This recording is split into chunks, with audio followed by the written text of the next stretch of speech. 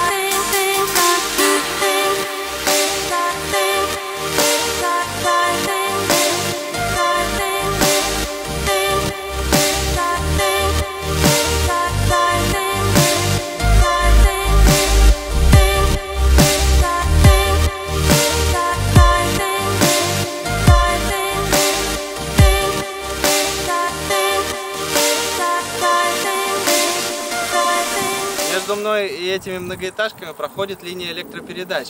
Это создавало некоторые проблемы, но в целом все прошло довольно-таки гладко.